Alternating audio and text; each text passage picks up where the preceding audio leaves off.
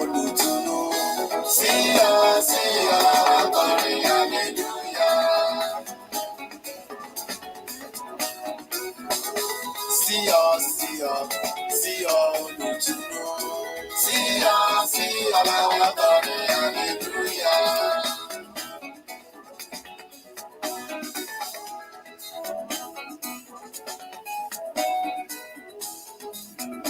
Sí olùkọ́ àtọ̀rẹ́ o.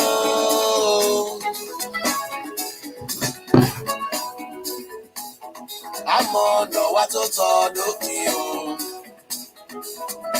Sí ọ ẹni tí Kristi rán sáyé láti kún fún tèmi tìrẹ, láti pàṣẹ aráyé lọ, láti má bàjẹ́ kábàjádùn bẹ́ẹ̀. Sí ọ olùtùnú. Sí ọ làwa kọrin hallelujah.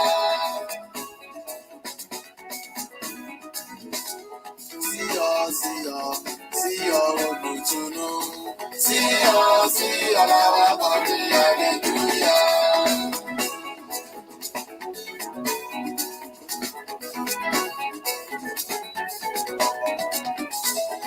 Elédùmarè mo dúpẹ́ oore o. Ibi ọpẹ́ tèmi gbà yìí o ṣe. Ebè ni àbáta kábìrà àtùpà tí mo wá dẹ̀rẹ̀ ayé ń jíwò lójoojúmọ́.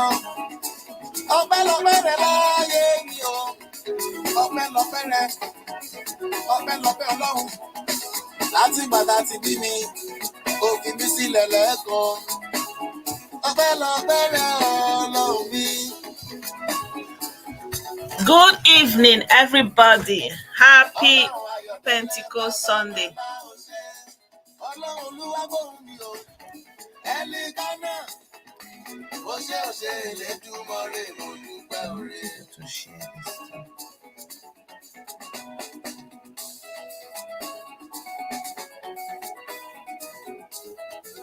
Ibi ọgbẹ́ tèmi gbà ó jọ mí lójú láyé mi. Ó yà mí lẹ́nu o, mi ò lè kà tán. Ó gbé mi láti inú ẹ̀rẹ̀ jáde wá. Ó ní kí n máa jókòó pẹ́ lọ́mọ aládé. Abẹ́mi lọ́kọ̀ o, èmi ẹni àná. Èmi ẹni èṣì o, ló ní kí n máa dún lójoojúmọ́. Sí ọ o, ẹlẹ́rù ni mo gbé ọ̀gá. Sí ọ olùtùnú. Sí ọ làwa kọrin hallelujah. Sí ọ, ó ṣé Ọlọ́run ó ṣé. Sí ọ olùtùnú. Sí ọ làwa kọrin hallelujah.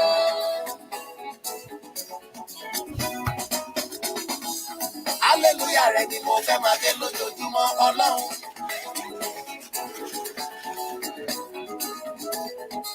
Hallelujah tó wọ́n ti Jẹ́ríkò lọ́jọ́ yẹn.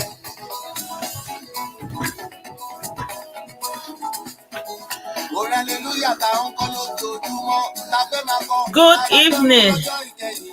Orin tí kò ní ṣá láéláé. Sí ọ, Elédùmarè ọba mímọ́. Ìwọ làwa ní lójoojúmọ́. Good evening, Herbert.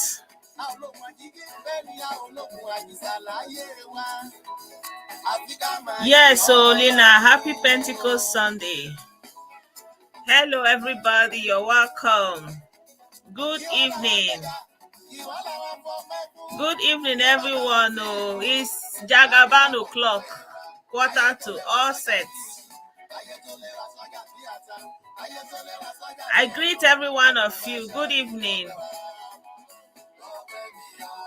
Happy Sunday. Happy Pentecost Sunday.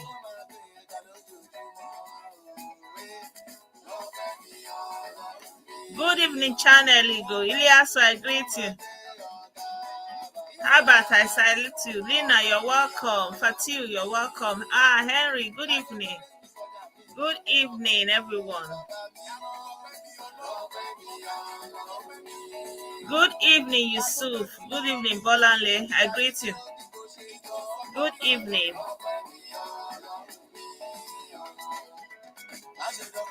Good morning from good evening from this side. Yeah. Yeah, so Nigeria belongs to all of us. Yeah. So even if someone that is Igbo is president, is going to be president of the whole Nigeria. So no need to be. Let's be hopeful.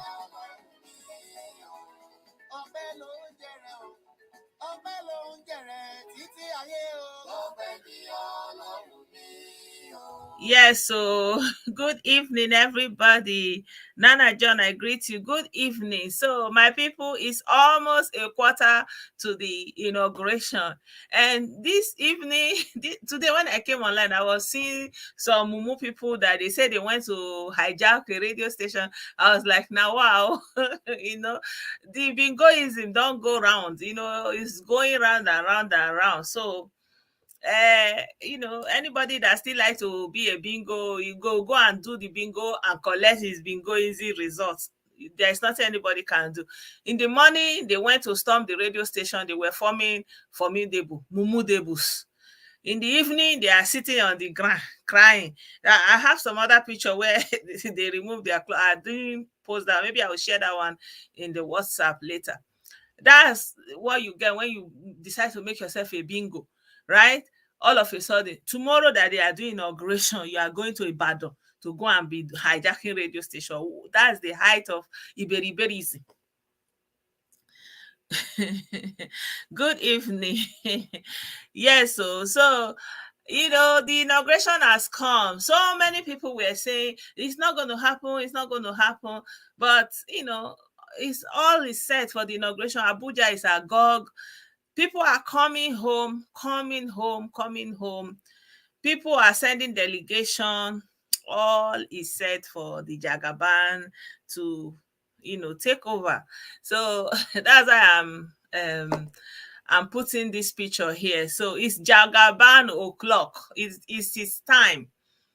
And yeah, except except there's any other magic that happens now. From now till in the next 4 hours, we are going into 29th of May, and that's it. So Abuja is, so many things is going on in Abuja, celebration, inauguration, everything is going on. So before we continue, let's also follow them to do the music, the national anthem that they were singing. Good evening. Good evening. To serve our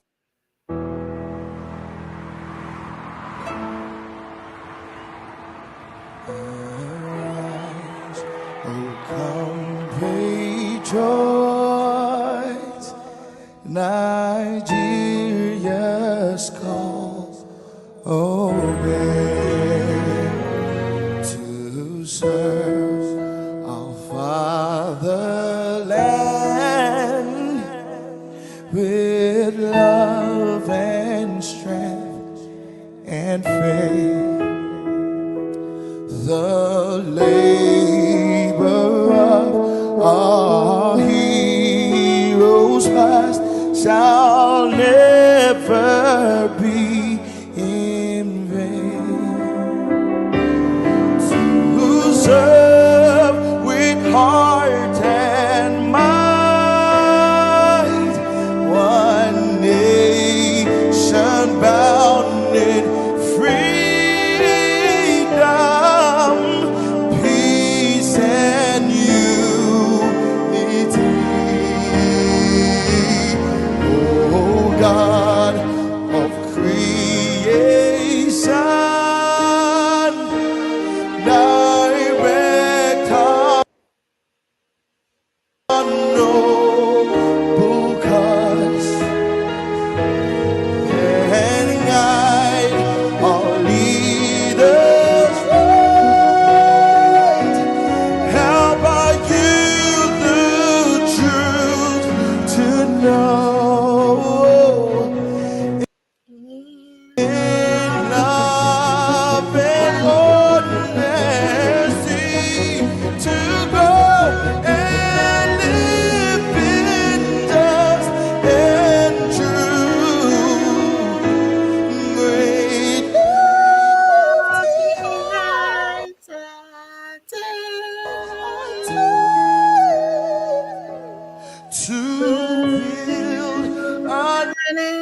nation. Nation, world peace. And justice. I don't know what is wrong with my connection this evening. I hope it doesn't.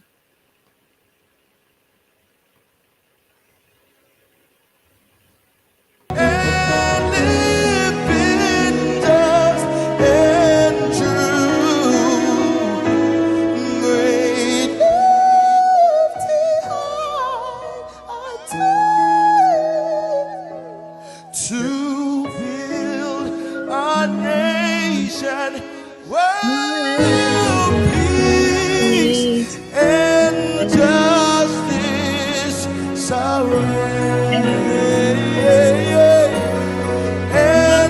justice sorry.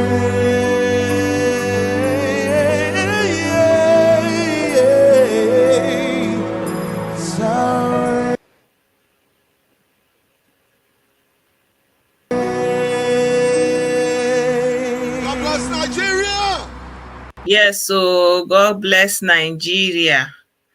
So, my people, it's Jagaban o'clock. It's all is set for the inauguration of Bola Ahmed Tinubu as the next president of Nigeria.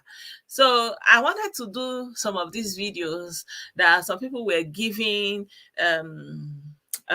prophecy and something like that. I feel like this is a great time to show you those videos. I was going to show them tomorrow, but tomorrow will, if I, tomorrow is Pentecost Monday. It's public holiday in Germany, all over. So I will have time. Actually, I should be able to do a public watching of what is going on. Yeah. So I would really like to admonish all of us to be magnanimous in victory. So, that a lot of people are aggrieved, that a lot of people are not happy with the outcome. And it is actually intended to be like that. This Western style of democracy, it's intended to be like that because during election, you go at your opponent, you go with everything you have, anything and anything. So it's so divisive. It targets everything. It's almost like enemies. And then at the end of the election, they will not say, let's come together as one country.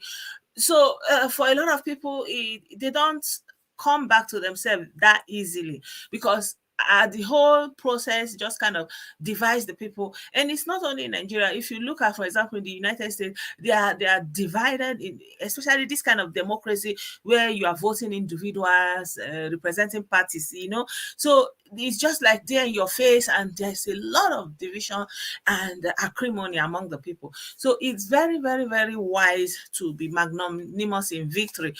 Yeah, what am I saying? Don't rub it in their face, right?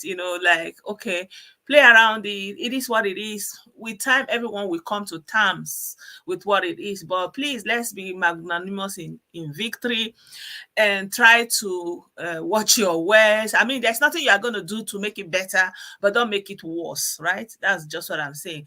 So before I go any further, I want to play this video that this pastor did, making some claims. For not the door this will do so. If Jagaba wife poison Jagaba for not the door this will do so. Now the young thing they talk. I not say me why poison now. I not say me no see making no still poison in church. Wait this old man cannot lead us. Old man cannot lead us. Old man cannot. How which? Such a young minister to whom I don't put slow poison. The man take and join this condition. By now, if I not even see primary, but the woman see they prepare better food for the man. When the man think is strong, they contest. Two of them they sleep the same bed. Nothing don't take this woman one day. You still oppress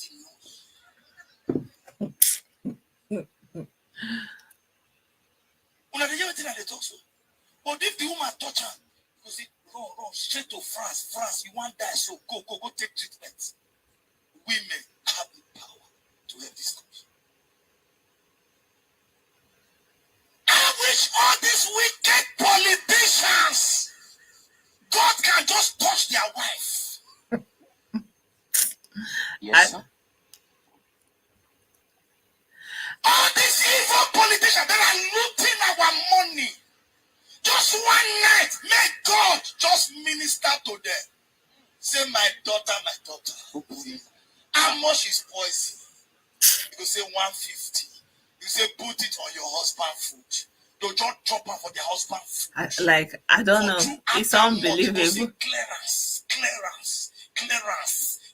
Late governor, former governor, ex-governor, former president, governor, all of them. They just sleep that. See, when they get the poison, you will see we mock their wife as an hero. As I talk now, maybe not God, they tell me now, tell them. You see?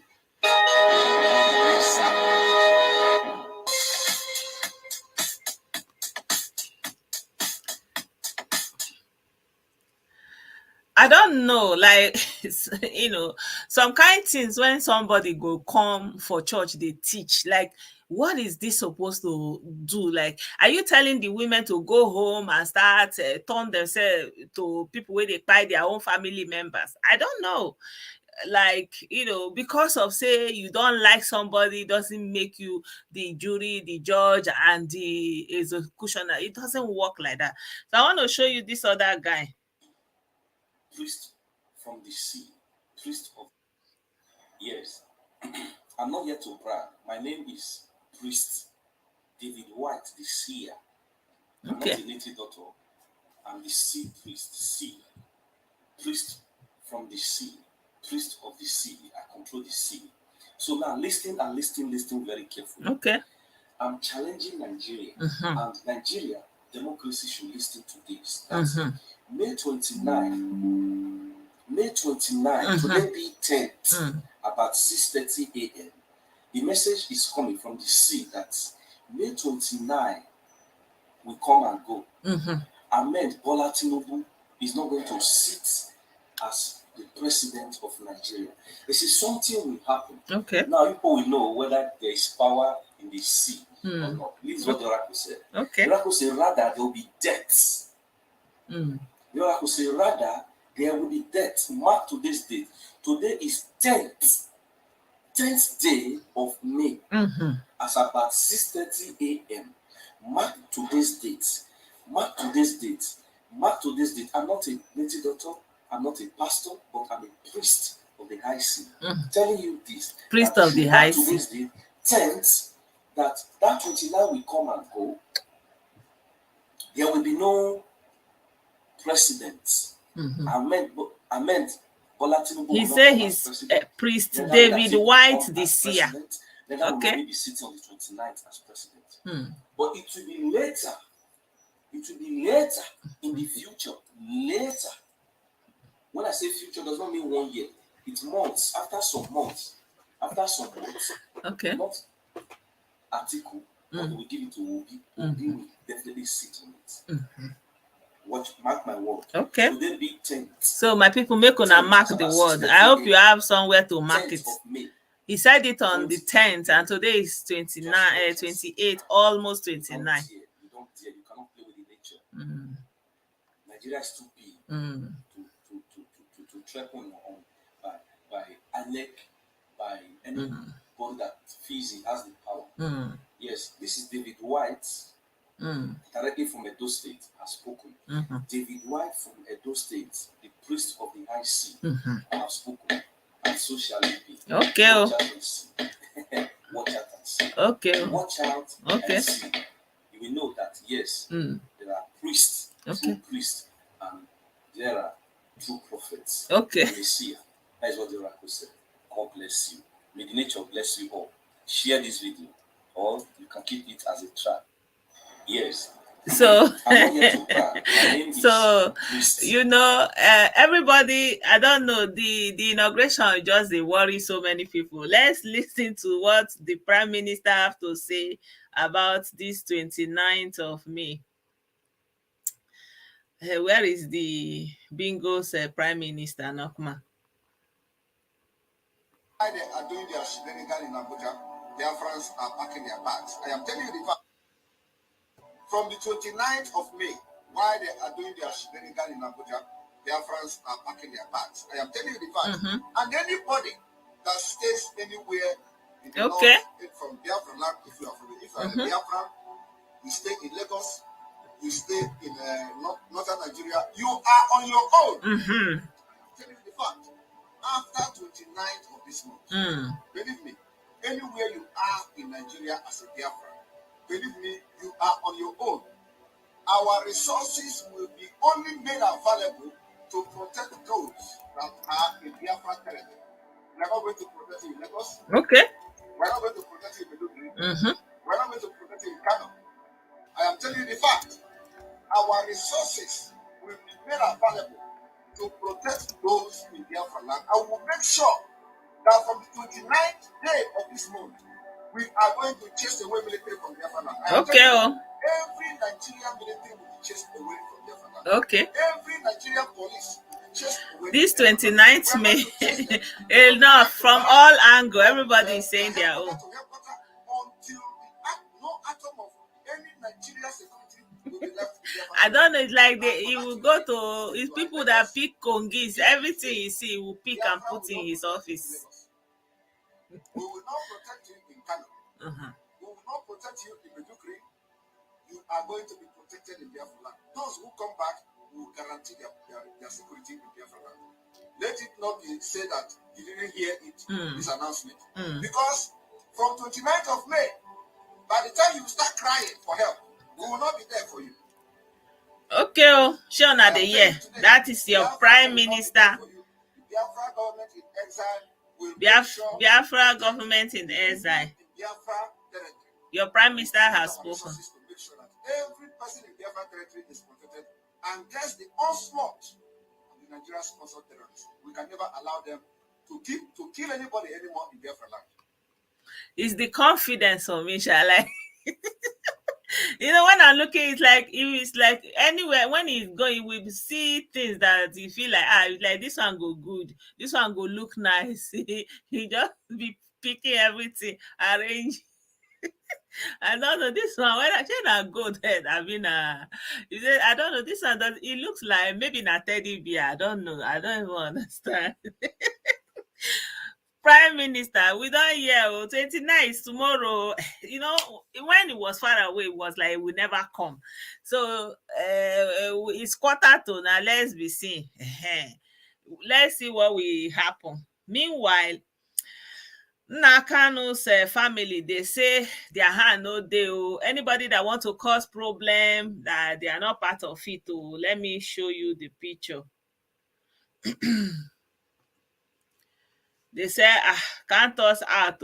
Anybody we want to cause problem, we are not part of it. We don't know anything. The family of the detained leader of IPOB, Kanu, has distanced itself from alleged plans to disrupt Monday's inauguration of the new administration in Abia State or any part of the country. May 29, Kanu's family distancing self IPOB from plot to disrupt inauguration. They say they are people of peace, say they do bad thing. So me, I don't know, they want their son to come out by all means. So they don't want anything will go happen. And we don't know whether this one is a camouflage.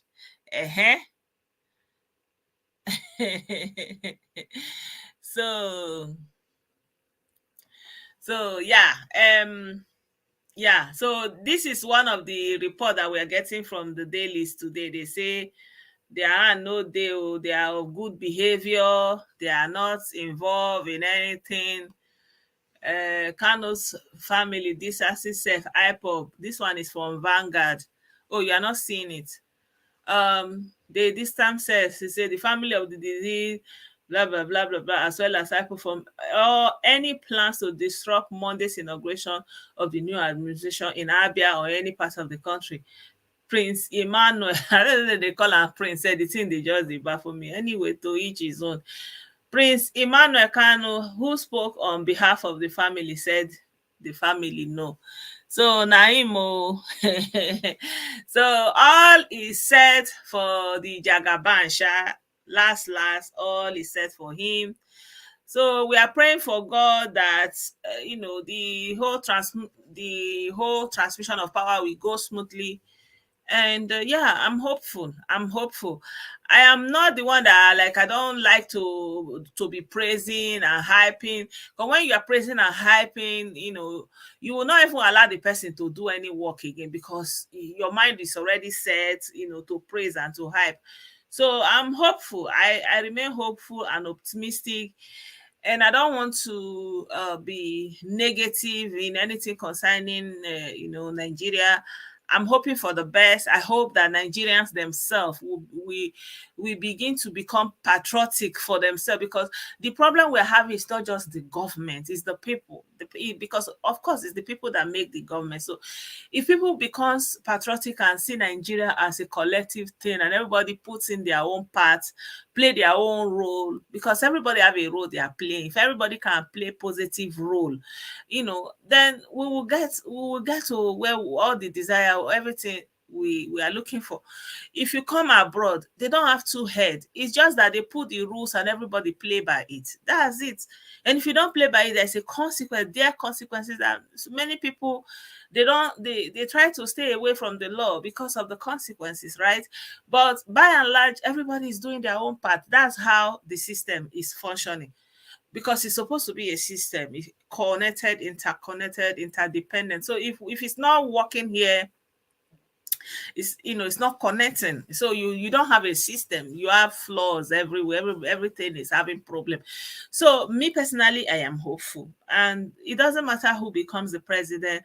I will still be hopeful. I'm really hopeful that I want Nigeria to evolve, to continue to metamorphose from where it is now to what we desire. It's an ongoing process, and I hope that at some point, people will begin to feel the impact of the governance in their daily life, because right now, even though they are building projects and they are doing all these things, people are not feeling the impact in their daily life.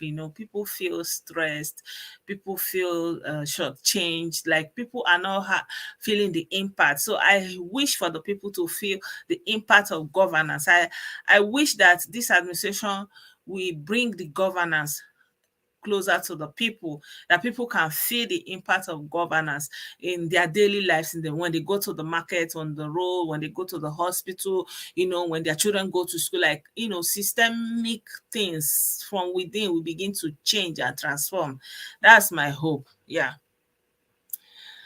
Thank you. Yeah, so moving on to another thing I wanted to talk about. You guys, that I was telling you guys about this Usa-Ogbaru project. This Ogbaru project that they came to inaugurate, but like, I know I told you people that I will look for the video of this Ogbaru. So I have some of the video I want to share with you guys now, of the so-called place. Remember the video that the US ambassador, acting ambassador, he said that they have spent over 6 million euros. So I want to show you the road leading to that place now, and then you'll be the judge if that place looks like where an ongoing project that is worth $6 million is taking place. Please, we are seeing what you people are doing here. How long will this? And so, first of all, this is Soludo, Governor Soludo, that contracted these people to come and repair this place. So this is Ogbaru local government, where the so-called intervention from the United States government that has spent so far $6 million is going into. And this is right now, they are working on it on the order of Governor Soludo, not anything to do with any NGO that is connected with the United States.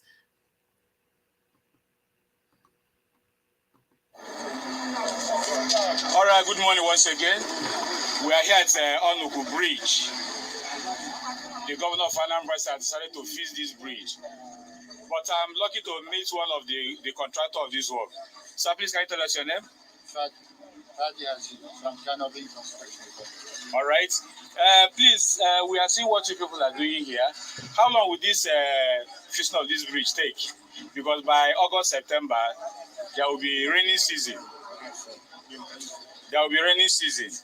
And some of our farmers may not be able to transfer their products from Osomala.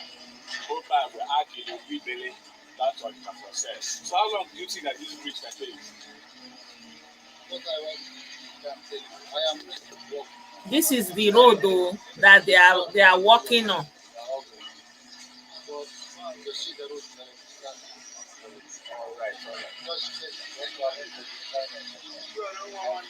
That's the road that they gave them 6 million that they say they are working on. That the convoy went to check the progress.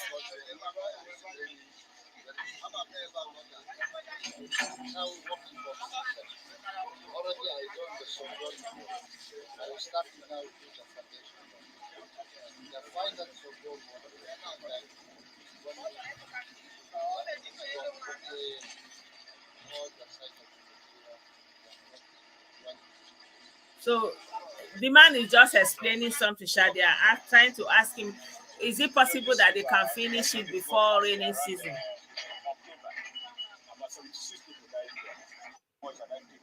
So the Ogbaru people decided to use a very big cable that was more like the water to transport themselves from here to Ogbaru market where they will sell their products. So on their way going, the cable capsized and a lot of them died here. So that's why we are praying that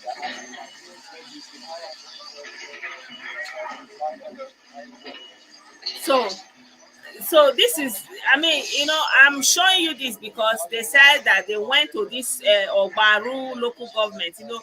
So those people that came under that attack, this is where they were going to. So that's what I'm showing you. That does this place look like where they are spending 6 million, right?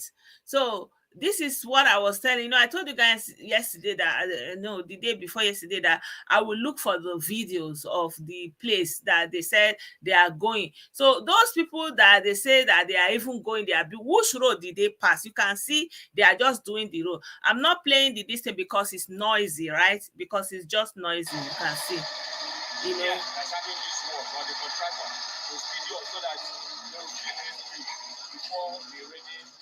So the governor Soludo administration is trying to work on the road. So where exactly are those UN people going in this Ogbaru? This is Ogbaru, that the same Ogbaru that they said that they are going there to, you know, to go and investigate the program. Let me see if I will bring the video that I'm talking about, that the US government ambassador was talking about. I don't know if you guys saw the video.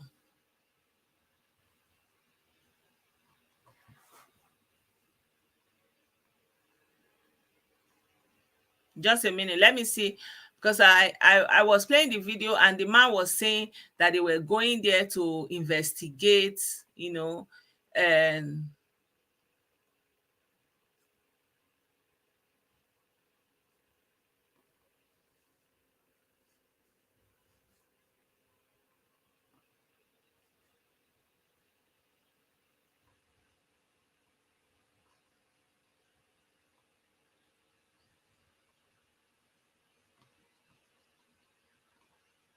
yeah, so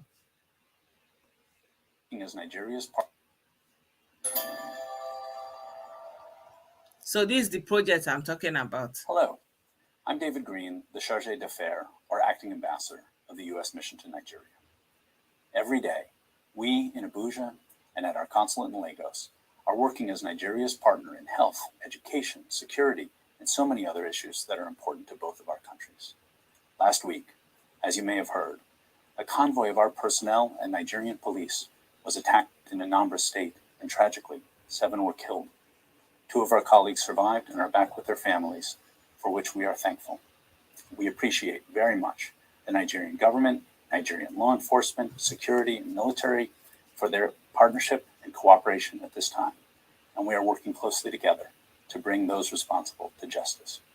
Our fallen colleagues will forever be remembered for their work and for giving their lives to build a better future for the people of Nigeria. The convoy that was attacked had been visiting a nearby flood relief project in one of many locations. Flood relief project. So where is that flood relief project? Because there's nothing going on. There's nothing going on there. That's the issue. That's what I'm trying to tell people, that there's nothing going on there. Or people from Ogbaru, is there a flood relief program that is going on there? Because you can see Governor Soludo is even trying to put a road there. And they said that they have given them $6 million. In the Southeast, recovering from last year's terrible flooding. The United States has committed $6 million towards flood relief for the affected communities. And with those funds, we and the humanitarian assistance agencies with which we partner have been rebuilding houses and restoring agricultural livelihoods in Bayelsa and Anambra states, which were two of the hardest hit areas. We at the U.S. mission are mindful that this attack was not unique and that Nigerians around the country, sadly. Yeah, so that's just that. The project is audio. So far as we know and as we are seeing it, so it's obviously that somebody didn't want their something to blow, you know. So we will see, we will see. But you know, it's involving the US government, and that money they are calling is a lot of money. I don't know how much it is if you change it in naira, but you know, that money is not a small change.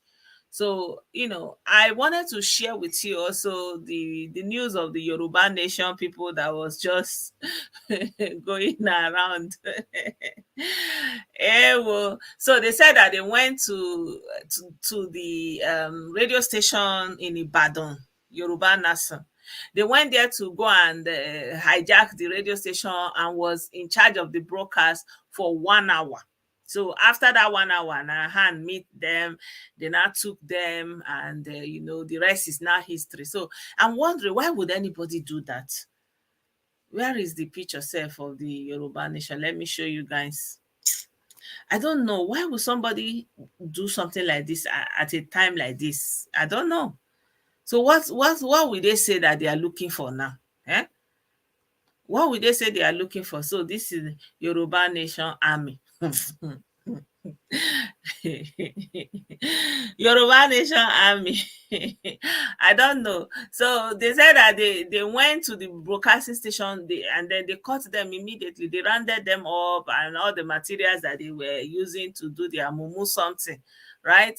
So I don't know what their motivation is, what brought about something like this on a day that is on the eve that they are going to make Tinubu the president, and you know, they are doing that kind of mumu something. I don't know what that is all about.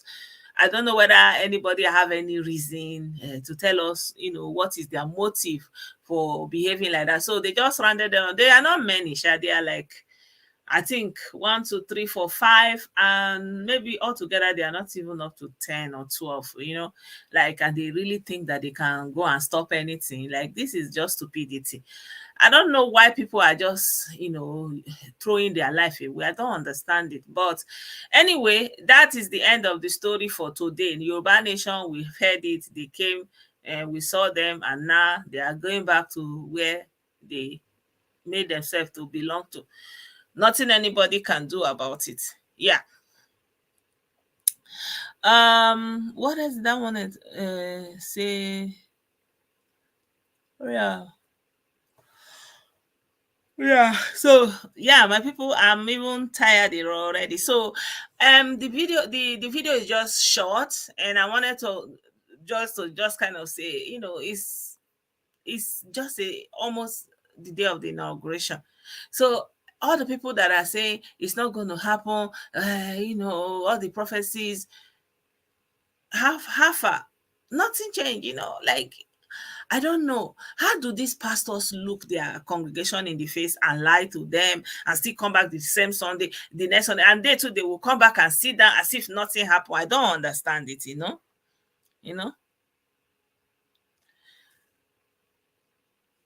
Yeah, they went to a radio station in Ibadan. In Ibadan, they went to a radio station in Ibadan, and they rounded them off swiftly. They even removed their clothes. Said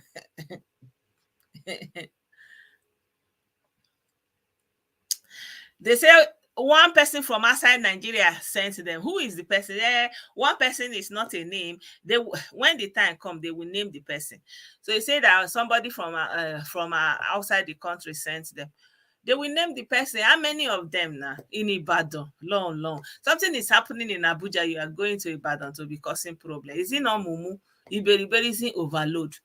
But anyway, some people are just destined to be Mumu like that. Nothing anybody can do for them. So that's just very stupid of them. I don't know. Shamika no insult them. I don't know what they see. They will answer for themselves. So the inauguration is happening anyway, and the Jagaban is about to take up the leadership. Like I said, I remain hopeful, and I'm looking forward to, um, yeah, a recovered Nigeria, a Nigeria that will evolve. Yeah, I'm hopeful. Generally, I'm just hopeful.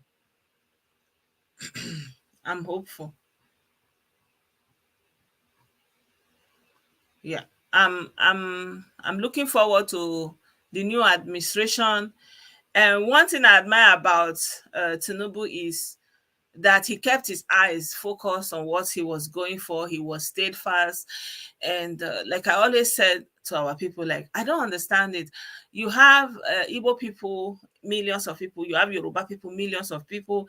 And you have um, Fulani people, so to say, not so many millions of people. And how do you have these two ethnic nations that have high number of millions of people every day being preoccupied Fulani? Is that not foolishness? And when they say Fulani did this, Fulani did it, how did President Buhari get that power? It's through politics. That position, he went into it through politics. And the only way you can go into it is to play the right politics. And I'm very, very glad for Tinubu that, he played his politics, he stayed steadfast. And yeah, there are other people that will come. There are so many things that came up along the way, but he remained steadfast, he remained focused. I remember during the I think during the primaries, and he said something. He said, "Ejeka Lord Dibo, if I lose, I will go home." Something like that. Like he was having that confidence. He was like, whatever happens, whatever the obstruction is, let's go and do the vote. I feel like there's so much you can learn from having that kind of tenacity, not going from one place to the other, but being steadfast in one party, being using that party, collaborate with other parties. Like, be clear. The politics you are playing, just be clear. What do you want from the kind of politics you are playing? Where are you going with it? I really hope, for the Southeasterners, it's still a long way home. It's still a long way. Like, they have to work on a lot of things, honestly, because first off, this Biafra something, it really needs to be um put in its place. First of all, like, it needs to be assuaged. It's not something that you are going to put your head in the sand and wish it away. No, right? So yeah, we are looking forward to the inauguration tomorrow. And let me know if you want us to have a watch party, because I'll have some time tomorrow to do that, or you want us to wait after the broadcast in the evening, then we can come online and do that. Yeah, I don't know if anybody wants to add anything to the program. You are welcome to do so. Otherwise, I will be closing now. Um, my brother, you are saying yes. Yes to what? You want to add something? Yeah. So, maybe you can tell me how you want us to do it tomorrow.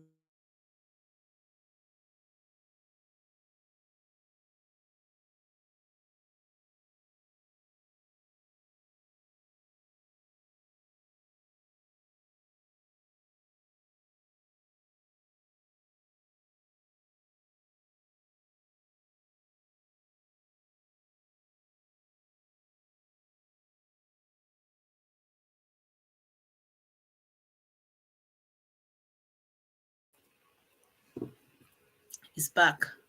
Yeah. A watch party. Okay. Okay. I will see to that. I'll see to that. I will do a watch party tomorrow by the grace of God.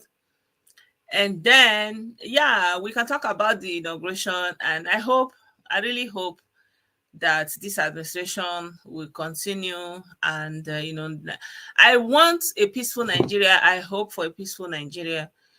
And I hope for a lawful Nigeria, because without justice, you cannot have peace.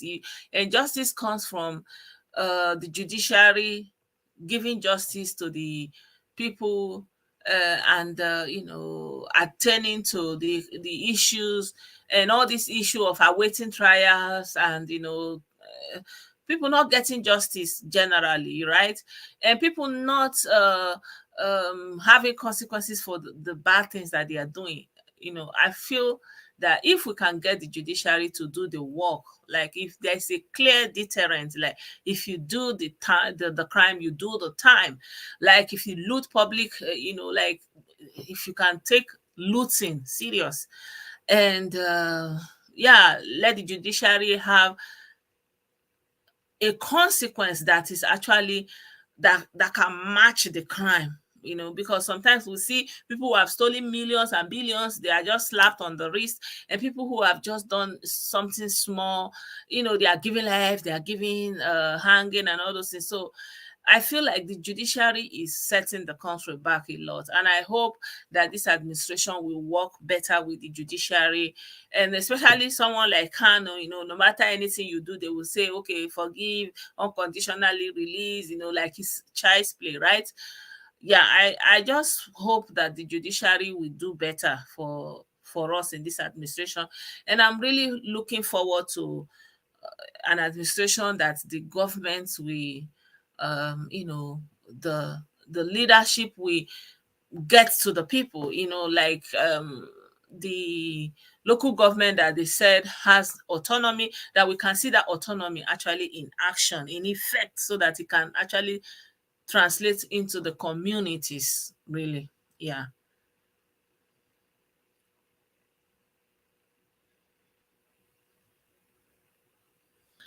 You say, don't forget, our brother is saying, don't forget this is APC. Don't forget their track record under Buhari. Let's follow reason, logic, not just wishful thinking. I don't know how you are measuring it, but there's no indices you can actually use to say that PDP was better than APC. I don't know, because we had low-cost years of PDP. Yeah. We have low-cost years of PDP. If PDP did better, I think Nigeria would have gone further than this. Like the idea that PDP came with was like, I mean, I don't know how to say it, but I feel like there was just deterioration everywhere. There was just deterioration everywhere. Look at even the Nigerian military, the Nigerian Air Force. There's so many equipment they have now, they are very, very much equipped than never before. For example, the Nigerian economy is still standing strong in spite of everything that has happened, that is going on in the world. Like Germany is now in recession, right? Most European countries are already in recession, but Nigerian economy is not yet in recession. So I don't know. I feel like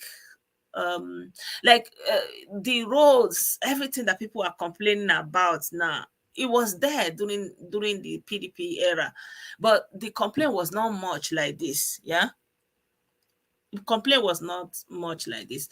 So I mean, I'm not saying that APC is the best. Like, for example, I'm looking at this aeroplane, Nigeria Air. It's a joke, right? It's a joke. Everybody can see it. But I'm hoping that, for example, the legislation and the people that are in charge for aviation industry will look into it, because obviously that's a fraud. That's an outgoing fraud, right? But I cannot just sit here without any fact and say. But I'm hoping that those people who is their job to do to regulate, to look into the facts and figures, we do so, right? Yeah. So PDP couldn't even finish their own secretariat. So it was just a government of loot. If you go to Delta State, for example, look at Delta State. Delta State is an oil economy. So much money was going in there. It has been under PDP. If you go to Delta State, you don't even see anything. You don't. It's like nothing has ever happened there. I don't understand.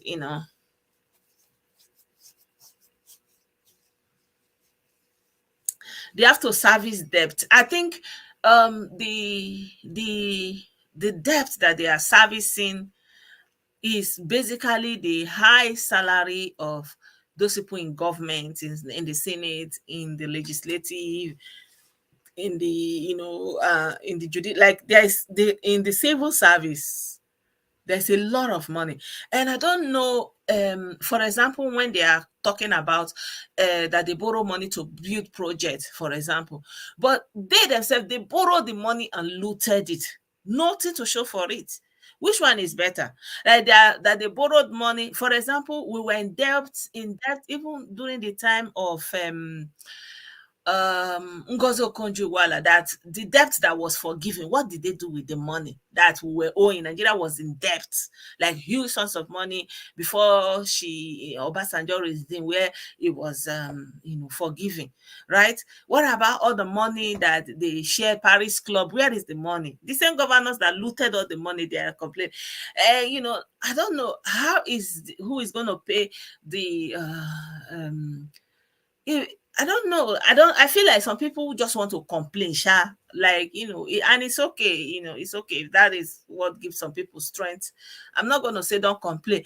Actually, it's good to complain, because if you are opposition, you're supposed to play opposition. The job of opposition is to look at everything, scrutinize it, pinpointing. So that's politics. That is democracy. We don't want an yes government, but when you are just hyper negative, it negates everything you are saying. Like, even when you have something good to say, nobody can see it again, because everything is so trash and all those things. But if you are supposed to do the job of opposition is supposed to go head to head like that, and let it stand on, like, let everyone stand on their feet to answer, put pressure on them. But somehow we are making it as if it's war, as if this one is good and this one is bad. No, you are opposition. You play opposition politics. You antagonize. It's expected, right? But for some reason, everybody is making it look like, these ones are better, these ones are worse, these are the worst. I don't know. I'm not seeing it like that. You're welcome, my brother. Yeah, blessed. Good evening. Hello? Good evening. Okay, you mean that, okay, you are talking about the money that was borrowed to build the infrastructure that they will use, they will be using their money to service the debt.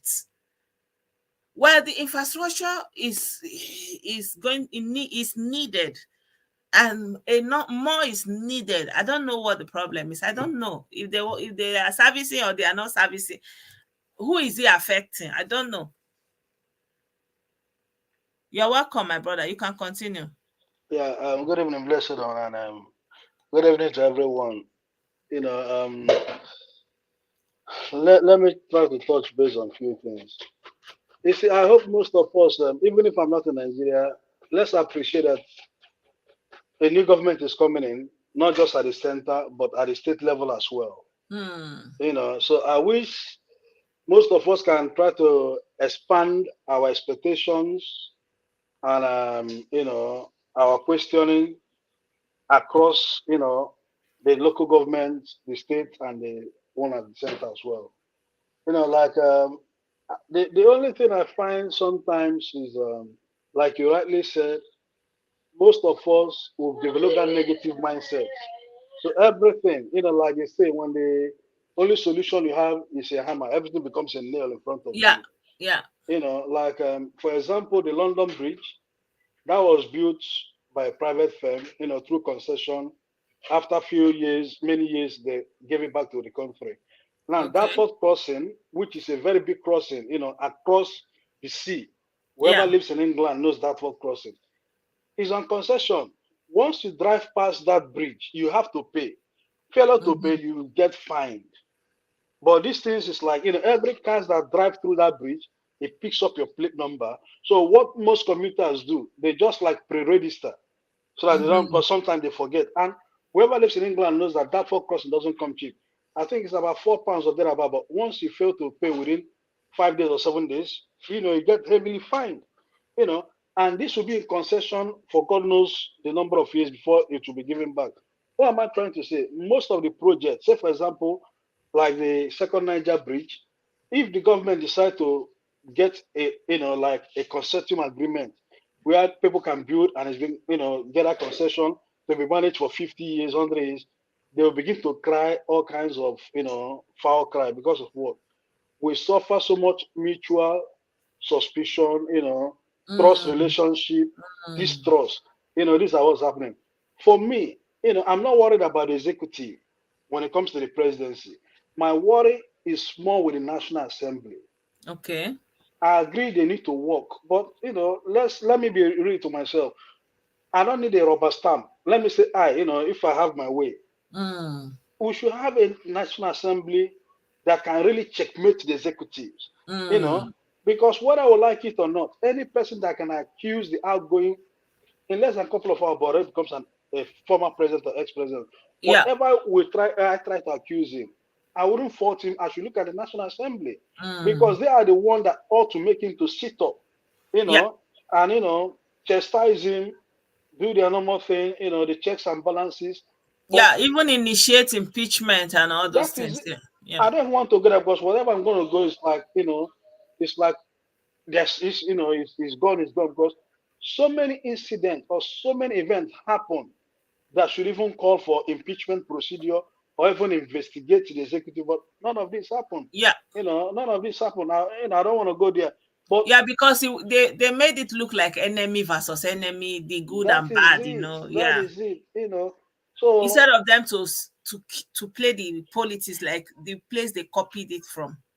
yeah, So at the end of the day, what I truly believe, I have hope. I have faith in the Tinubu's administration. The only thing is let them try to assemble a good team. And when I look at Buhari 2015 and Tinubu, for me the difference is Buhari came in with so much goodwill. Tinubu do not have the goodwill Buhari had.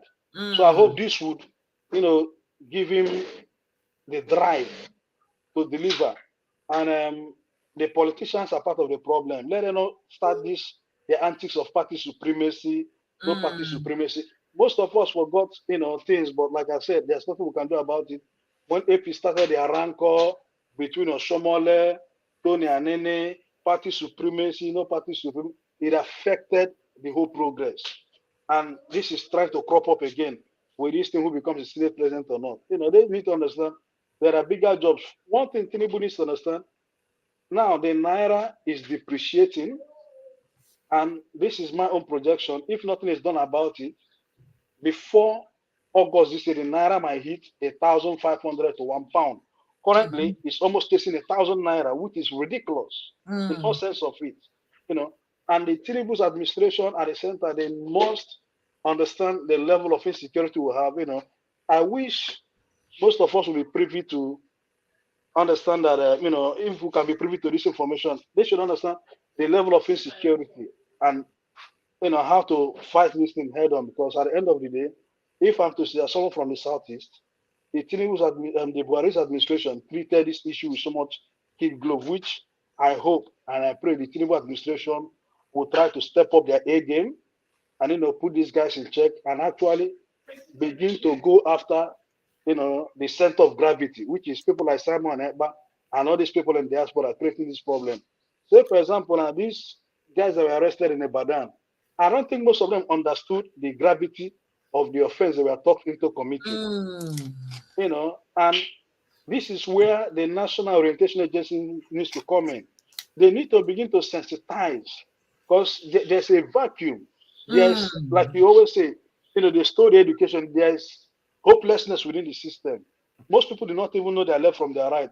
And nobody who knows their left from their right will engage in such thing.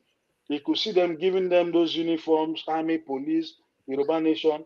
And if the state is to press a serious charge on them, I mean, they can be going for felony. But at the end of the day, there are people behind this mask.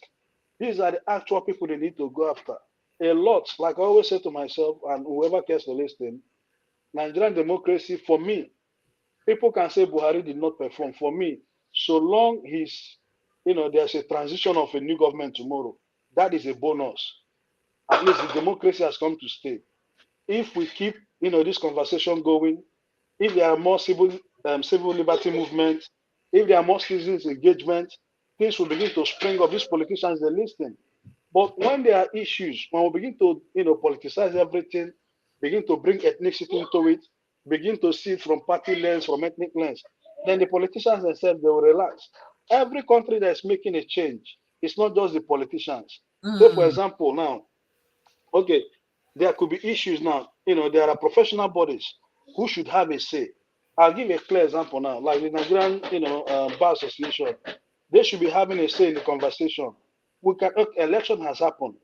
Most people were not happy. We are dissatisfied with the way it was conducted, the way everything went. Now, do we need to go to sleep and wait till the next cycle of election, or should we continue this conversation, begin to challenge the institutions? Which are the institutions? INEC, not just INEC. Okay, say for example now, there's this controversy with the current governor-elect of Enugu State, where the NYC, I think the Brigadier General, they are trying to dispute that the certificate he presented is not authentic. And the question any Nigerian will ask, did INEC do their due diligence? Because when these documents were submitted, did they try to verify from the issuing bodies if these were original true certified copies? How come after the whole election, now they are coming back to say that the certificate, the NYC certificate he presented was not issued by NYC? At least, and I've not contested the election, but the least I know, when they submit these their credentials, they need to verify.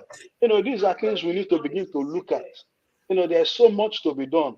And like I say, come tomorrow, not just Buhari will be sworn in, my state governor will be sworn in, other state governors, apart from states that are having update elections.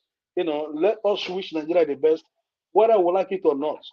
Our democracy is still a work in progress. We've not even evolved as a people yet. There's so much to be done within the system.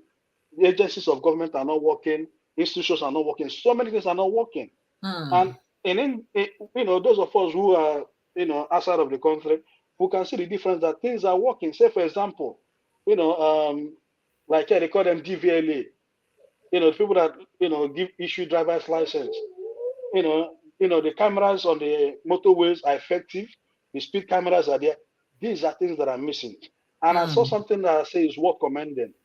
Somebody did share on Facebook, in Anambra, they put up CCTV cameras that can pick up the roads. People, these are things by now the National Assembly should be passing a law, making it mandatory, even with the level of insecurity we've had. All our motor highways, all the major express roads should have cameras 24/7.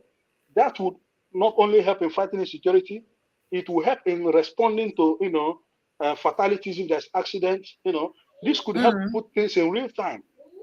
Say for example, okay, the other time you did share this video with us and we had this conversation about the Nigerian student who was involved in these guys Saul, whatever, and the Saul is now people could see part of that investigation. They had to comb CCTV man hours to pick, to be able to pin their information together. Without CCTVs, they cannot bring those guys to account. Say for example, the last one they did that even picked that vehicle in Luton, that the plate number. Importance of these things are there. There's a lot to be done. There's a lot to be done. And let every Nigerian, I'm not saying everyone should think alike. It's good we all have a various thoughts and different thoughts, but whether we like it or not, our democracy is still a work in progress. It started in 1999. The good thing is Buhari is going to hand over. So that fear of Islamizing or not going to hand over is out of the way. Let us keep this conversation going. Let us keep engaging. And, let's believe that, let's keep asking these questions. But if we look, when America had their own challenges, they had civil liberty movement that were challenging the institutions, which is what the Congress to make laws. But here a lot has happened. Even when we come to police brutality, there's no institution challenging the police. Everybody just walk home and say nothing happened.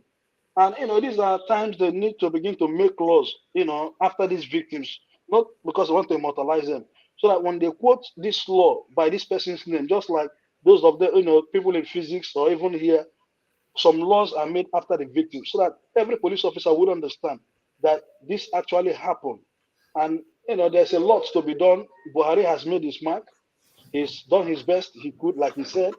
Government is continuing. He cannot do everything for us.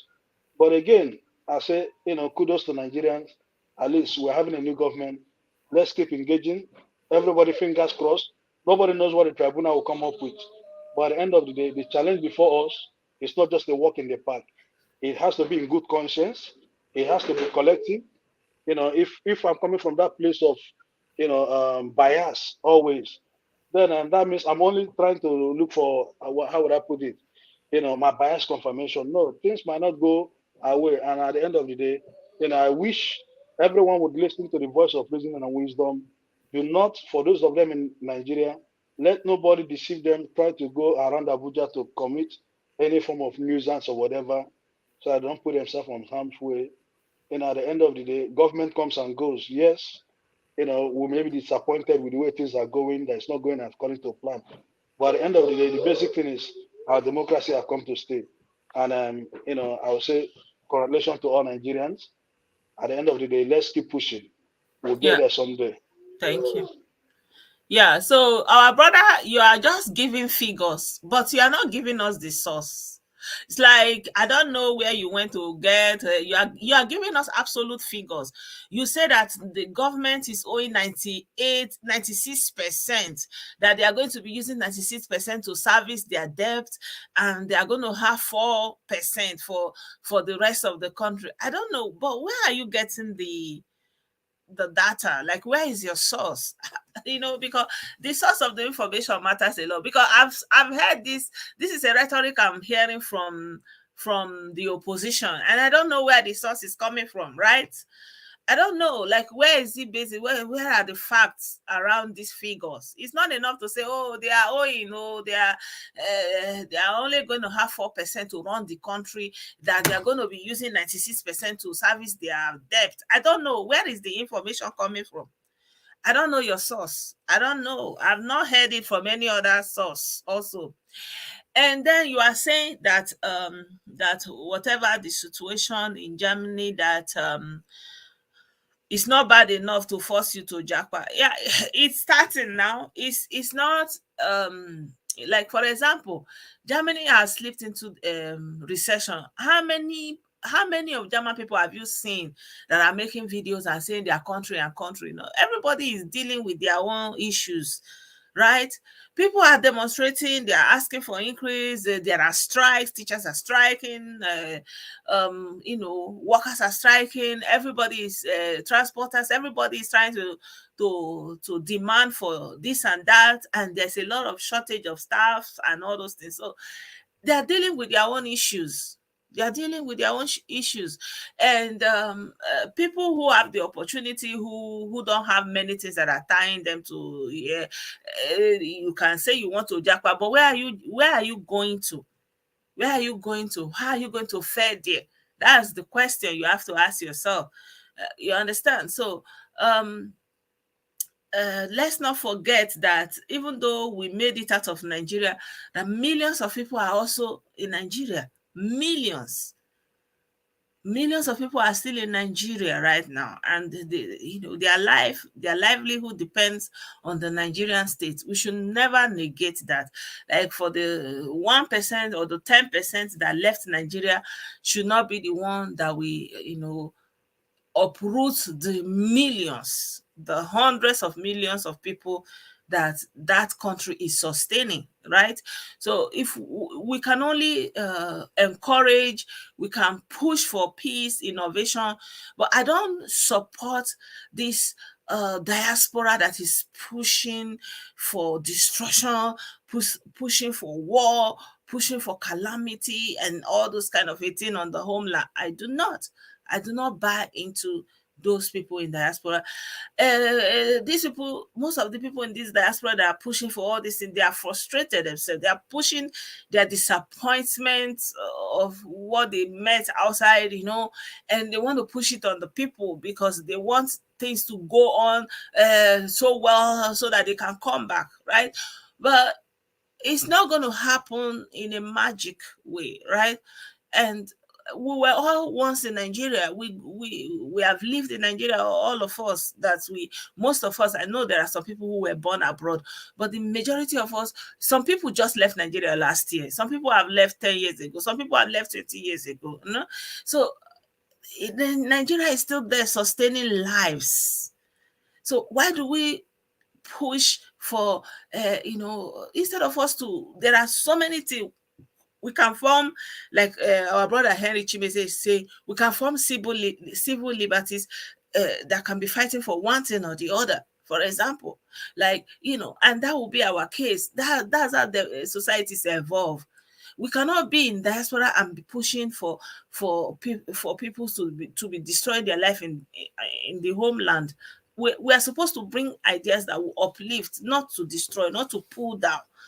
Why should we make ourselves an instrument of destruction? Why? It doesn't make sense.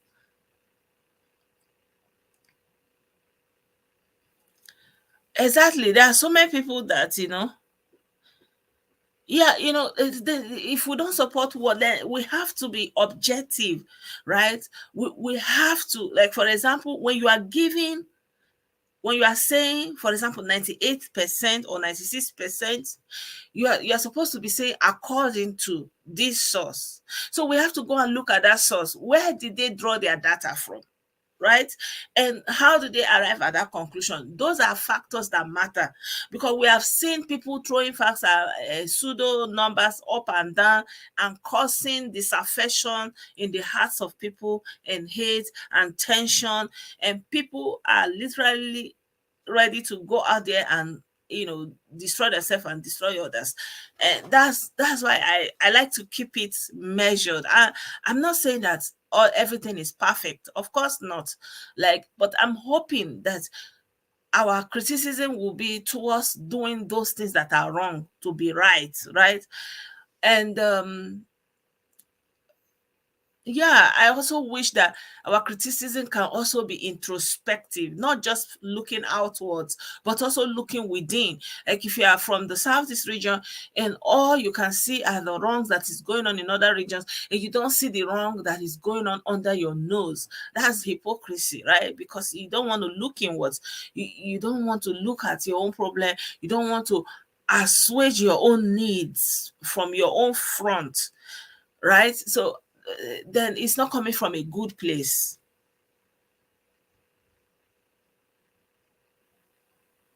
Yeah, please send it to me so that we can have the source, because a lot of people just sit down and contrive a lot of numbers, and and then they say you have to be careful, the data you are using to put all those things up. And for example, I know, for example, that the federal government was paying salaries. I don't know, correct me if I'm wrong, but that was not the case during Jonathan's administration. It was normal to owe people 2 years. And that's where this owing of government workers started from. And they pocketed all this money, and they didn't pay any salaries, and there was no money in circulation. And they had a lot of money. There was money. I don't know what the problem was, right? And they were not building any massive projects. There was really nothing going. So there was supposed to be affluence. There was supposed to be a lot of money, and there was money for giving. There was Paris Money Club, but still there was no money in circulation. There was no project going on. Salaries were being owed. Pensioners were not being paid. So it was not a good place, right? And so you can appreciate when people, for example, are able to go home with their salaries every month. At least that's for them something to start with. And still, we have a lot of state governors that are not still paying salaries promptly, or the minimum wage or something like that. And those are the things that affect people directly, right? So if the government is sourcing for funds for the government, how they are running the government, I don't understand most of those kind of things, right? I cannot say what I don't understand. Hello.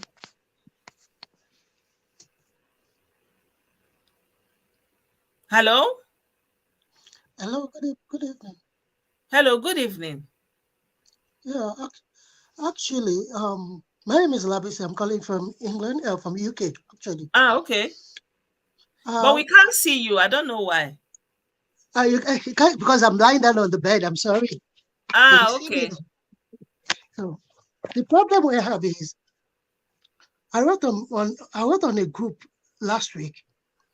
All of us will continue disparaging their country, even if because we have certain hatred for a particular set of people or for a particular politician, without knowing that this politician, they will come and go, and this is the only country we have.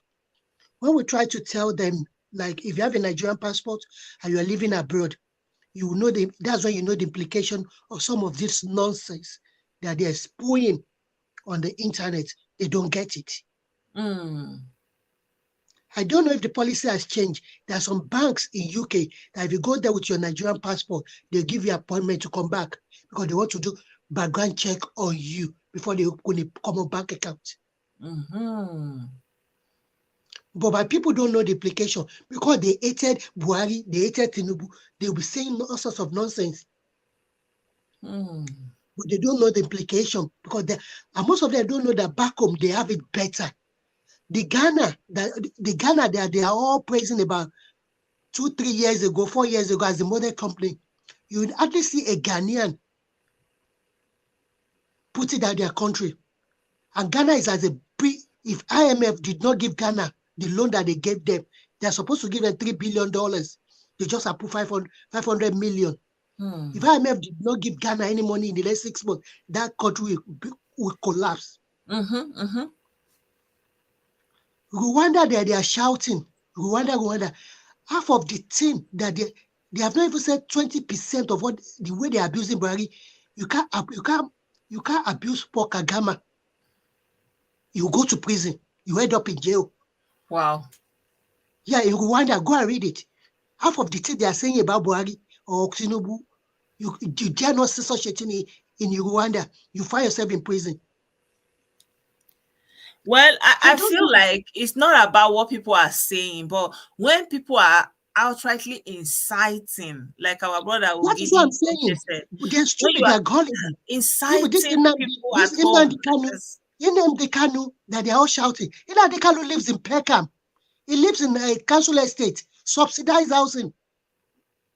He lives in Peckham, his house is 2-bedroom flat. It's not far from 805 restaurant on North Kent Road. And I believe his wife is taking child benefit and housing benefit from Sodor Council. How can you be stupid enough? You're a professor, you're an educated person, you are following somebody that is living on that his family is living on government benefits in UK.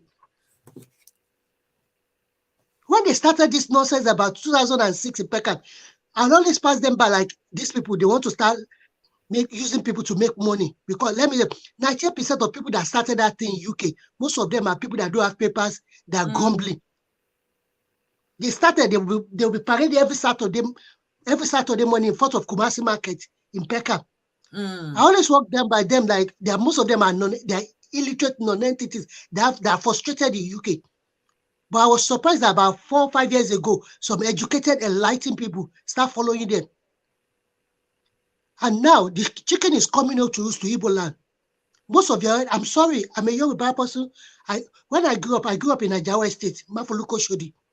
When I was growing up, I don't understand Igbo, Yoruba, Hausa. We go to Mamachi's Obaza, we eat. We don't even remember who is Igbo, who is Hausa among us. We don't even know who is a Christian, who is a Muslim. Until 10, 15 years ago, that all this nonsense started. The guy that had best results in my primary school, Sepal Anglican School, Mafoluku, I said it was Chima Ozua. He's a neurosurgeon. He's a medical doctor in America now. When we were in secondary school, he was the best student in my secondary school as a Balade Grammar School. The guy has A1 in Yoruba. We don't even remember who is Muslim among us, who is Christian. It's even now that when I start mentioning it, I remember Chimozua is Igbo. Okechukwu is Igbo. Cecilia is Igbo. Immaculata Agu. I just remember that all these people are Igbo. I don't even remember. It's not that it's just coming. They are dividing us. And most of your elders kept quiet. And what this, people don't realize is these elders, they want to use this people's struggle as a bargaining chip to accumulate power and wealth. That's why they kept their children and UK, US, going to Columbia University, MIT, Harvard. Most of your so-called leaders, leaders in Igbo, is hypocrite that didn't make them to talk. Yeah. Because if they are make this thing in board right from the beginning, like the way the Yoruba people stand against Sunday Igboho, because we can't have Sunday Igboho as a leader of Yoruba leaders when we have leaders, people who are intellectually sound. People like Wole Soyinka there, Igboho will not lead us. Are we that stupid? Even the Oni, you are going far. Even the Oni of Ife, is he not a leader? See what happened between Oli. See what happened. What happened recently? Most of us are grumbling Yoruba like that guy, that Oni of Ife, is belittling that throne. We don't want him to.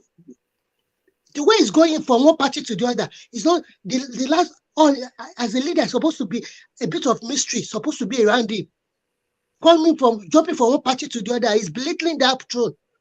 Yeah, but he has to evolve now. I'm in for no.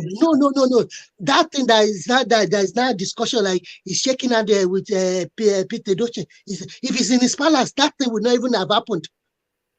Yeah, but he has to also accommodate. I'm telling you, that's the sign of another leader, of a great leader. You are that's not great. What I'm saying, with the Yoruba, we hold in my esteem.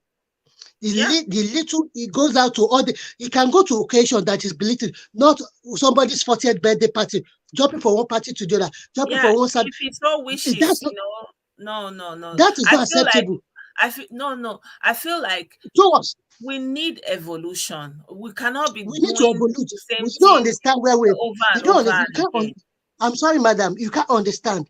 The only one is too much. As a normal Luabi, it's not every party. It's not every one bed that you have to go. You can send somebody to go and represent you. Yeah, but it doesn't affect these things you are saying. It doesn't affect. I don't know. It affects when people see you, when you familiarize yourself too much, it breaks concept. If his name is Enito Ogusuji, before he became Oba, he can go to any party, nobody cares. But he's on the throne now. It's not every big canary party that he did. The last Oni of Ife, you can never see. Shiju Ade is the same level with Sadan of Sokoto. How many people have you seen insulting about Benin? Because they respect you. Stay in your palace. If people come to your palace, they will accord you the respect you needed. You can't be going 40th birthday of one guy that they can't even identify a source of income. Well, for me, I don't know. I don't bear any. But for us, go on Facebook. Go on Facebook. Most Yoruba are really peace with him. And every market day, I've seen it, but no, I mean, it's not for me. I don't have any opinion on it. Yeah. If you go in his capacity as any Ogusi, your boss is name Ogusi, fine. But he's going as Oni of Ife, the source. You don't go. Well, even Lamidi doesn't go out like that. Stay in your palace. When people come to meet you, they give you their cold respect. It's not every canary. Somebody is open. It's only that they will see in a naming ceremony. Recently, it's because he stopped. He stopped before it's Canada. This was US. It's when they gave him allegation of people trafficking. That's when he stopped. When they alleged that he used that opportunity to do hustling. You don't believe to that too. That Shalasholo that he's doing up and down. We don't like it. We tell him the truth. If let's leave that part. So what I'm trying to say is when you see your, like, there's a point I say, if you see someone that is eating, you have allergy to nut, but you see somebody eating that nut and you didn't want that your family, the implication, you're the one that's going to bear the brunt. What is happening in Igbo land now? The elders kept quiet for too long. And now that thing is wiping away the best of their best. When is it going to stop? It's not going to stop because now some people with bad intention are not taking advantage of that thing. It's like the kidnapping that is going on in Nigeria. No matter that kidnapping we have in Nigeria too now is Hydra head. Apart from people that is colliding with some of the Western power, because what is happening in Nigeria, most of Nigerians are stupid. They don't see it. If you're a student of international politics, you know that what happened in Nigeria have a lot of external factors. And people are stupid. They don't know. What happened is we are surrounded by French-speaking country. Most of these French-speaking countries, they don't have control over their national, over their foreign wealth. The money that they make from international trade is kept in French central bank. They don't have their central bank. It's France that say, okay, you made 100 million this year. We're going to give you 20% of your money that you made this year for your budget. If you need extra 5%, you pay interest on your own money. That's what is happening to most of these. They don't have anything. They don't even have industry. They don't have anything. Let me tell you, if those countries start up today and have their national central bank and take their money back, France will be a third world country. That is the truth. Yeah, and what people don't realize is that's why I'm saying, you are coming back to what I'm saying. We are surrounded by French-speaking country, and we don't have relationship with either of them. Dangote Cement, do you know Republic of Benin? Dangote Cement is not sold in Republic of Benin, and probably in Nigeria, and where Dangote is making his cement in Ogun State, in Ewekoro. It's like their neighbors, but they prefer to import cement from France because that's what people don't realize, that Nigeria is a very powerful country that if we gather our hearts together and we have a very the thing is the African people, they have not understood their own problem, that's what I'm trying to say. They are concentrating on things that doesn't really matter. That is not relevant. That is not relevant. All this unrest that we have in Nigeria, 60% of it is external factor. Though we have some greedy bastard among us that is helping the external factor because of their own self-interest. The external factor is if Nigeria can attain its full potential, we have the mineral resources, we have the human resources, and we have a visionary leader with superpower. If we get our minds together, like if you have a good leader and with the citizens, we stand up. And they are afraid that the moment Nigeria can gather his heart together, we will liberate all those countries that surround us. Because it's not about being afraid. It's strategy.